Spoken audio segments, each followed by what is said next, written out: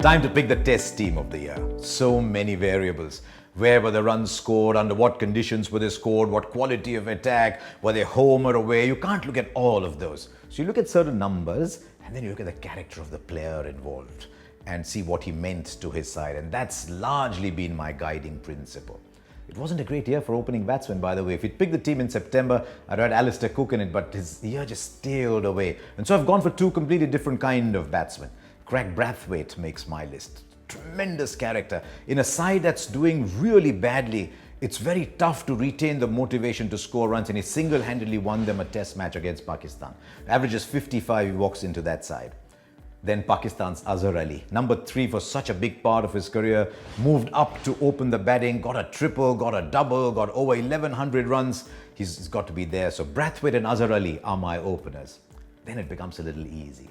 Root over Pujara, yes, 300s, 1050s for Root. He could have had a year with 8, 9 centuries, but he just scored. It was just so much of Root all around that you had to pick him over Pujara in that side.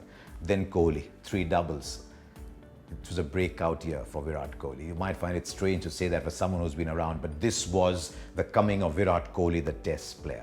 And then, of course, Stephen Smith, who averages about 60 in a side that's not been doing too well. So Root, Kohli, Smith, that's easy to do. Now, who's your all-rounder? There's only one in the world at the moment, and his name is Ben Stokes. He averages 45, he's picked up 33 wickets, he's all by himself over there, is Stokes, but he's also a mighty fine player. He's going to be a star for England. So there you are, that was the top 6. Wicketkeeper, De Kock or Bairstow, what a year it's been for young Johnny Bairstow. First saw him when he won them an ODI against India, and you just looked at him and said he's a different player.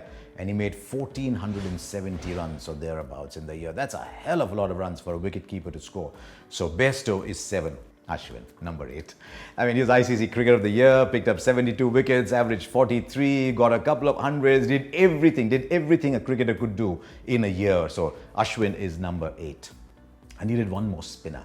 And as I wrote in an article recently, he looks like a chef, but he bowls beautifully, and that's Rangana Herath, and the world loves Herath because he takes a lot of wickets too, took more than 50 wickets in the year. So Herath is the second spinner. Then you got Mitch Starc, who's bowled fantastically and bowled well in Sri Lanka as well. And then I had to come down to the last seamer. It's been a mighty bleak year for fast bowlers. And so Kagiso Rabada, for that magnificent performance in Perth to win them a test match when Dale Steyn was away, and finishing with 40 plus wickets in 8 test matches completes my team. So that makes him number 11. I'm going to go in this side with Virat Kohli as the captain because he just enjoyed being captain. So there you are, that's my test match 11 for the year.